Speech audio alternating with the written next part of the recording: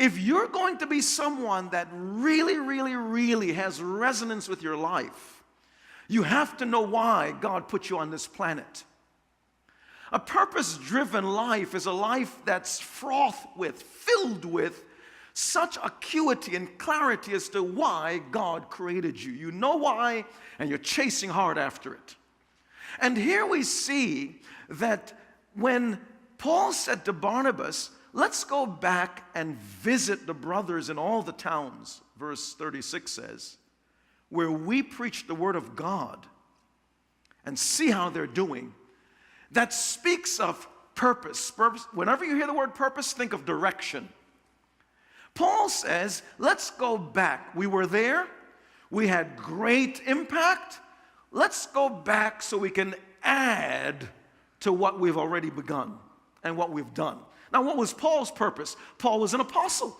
The Greek word apostolos, it means one sent forth on a definite mission, sent forth with definite commission, sent forth with definite authority. Paul and Barnabas, from Acts 13, we learned they were both apostles. And so these guys said, look, we planted churches. An apostle is someone who has an incredible ability to develop leaders. They're not very needy, so they can go into virgin territory and carve out something fantastic for God. And there are people like that who are not just apostles in the religious sense, they're apostles also in business sense. There's some of you sitting in this room, you're apostles when it comes to business. You're an entrepreneur. You can go into an area where there's no business like that and carve out something special. And you must see that's part of your purpose and skill set. And so here we see that Paul, he was very purpose-driven. Barnabas, very purpose-driven. They knew what their mission was, and they were going to get it done. Paul did it a little bit different than Barnabas. Paul was very task-oriented. Barnabas was very people-oriented. Both had the same mission, but the way they did it or executed it was slightly different. So that's why I say don't pick sides on this argument, because they both had their strengths. Purpose-driven people become extraordinary servants of the Lord because they do not allow distractions to throw them off their purpose. John Mark had become a distraction to Paul. How so? When Paul says, let's go back and strengthen the people that the churches we've planted, the leaders we've raised up, let's go back, see how they're doing. In other words, so we can add to them, grow them up, mature them, help them fulfill their destiny, their goals. Barnabas said, hey, let's bring John Mark. Paul says, no way. Why? When we were in Pamphylia doing the work, this guy deserted us. And when you read the text in Acts 13, John Mark, went back to Jerusalem. This guy was a spoiled brat. When you read about his life in Acts chapter 11, and we see that in Acts 14, we see that he came from a wealthy home.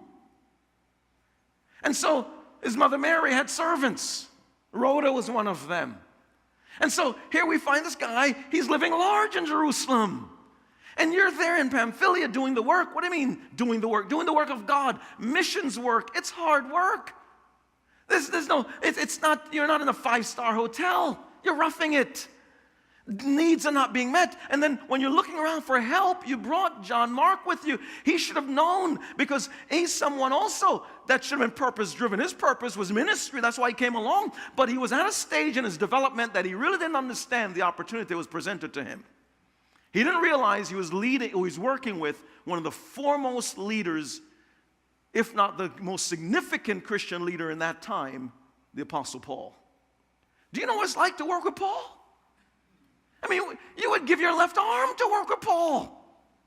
I mean, if you're someone, this guy, he's brilliant. When you read the New Testament, he wrote most of the books in the New Testament, hammering out theology while he's preaching, planting churches, raising up leaders. And when you read the letter, one of the pastoral letters, the letter that he sent to Timothy, the letter he sent to Titus, you know what he told Titus? He said, Titus, for this reason I've left you in Crete, in the city, the island of Crete, to put things in order.